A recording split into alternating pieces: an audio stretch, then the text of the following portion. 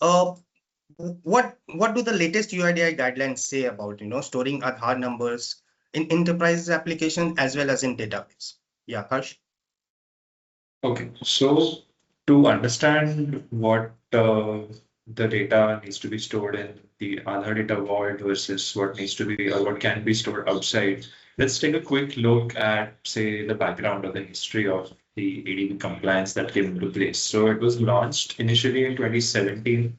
Certain regulations and guidelines were specified in 2017 itself, which spoke about how the actual Aadhaar data versus the demographic data needs to be stored in what location and how they can be or cannot have any relation between them to ensure security. So that was the first iteration. Then after that, the revised guidelines were released, I think in July of 2025. So after almost, say, 7 or 8 years almost, the revised guidelines were launched. And then again, once these guidelines were launched in July, there was a revision issued immediately in November itself. So that is why I think there has been a lot of confusion as to where this data needs to be stored. But the basic, crux or bottom of the story remains the same, that you cannot store Aadhaar data or Aadhaar number specifically in plain text format in your production databases or any other applications wherever Aadhaar data currently is being stored.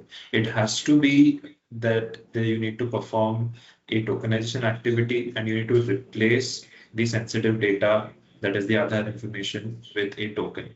So you can say store demographic data as per the latest guidelines. You can store the demographic data outside of the Aadhaar Data Vault in your, say, local databases. But for that also, you need to ensure that it is not stored along with the Aadhaar number. So, Aadhaar number and demographic data are two different things. Your Aadhaar number is the actual identifier, versus your demographic data is all the other information such as your name, date of birth, maybe it's your Aadhaar, image on the Aadhaar card, address. All of the other information that is related to Aadhaar is classified as demographic data. So as long as this demographic data is being stored independently and not with the Aadhaar number, you can store it in other local databases.